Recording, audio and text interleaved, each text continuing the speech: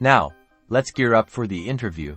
We'll cover everything from data visualization basics to technical questions and behavioral strategies. Brush up on data visualization fundamentals, understand the strengths and weaknesses of different chart types, like bar charts, line graphs, and scatter plots. Be ready to explain your visualization choices. Master dashboard design principles. Know how to create clear, concise, and visually appealing dashboards that effectively communicate insights. Consider things like white space, color palettes, and user experience. Prepare for technical questions. Expect questions on calculated fields, table calculations, level of detail, load expressions, and data blending. Practice solving common problems.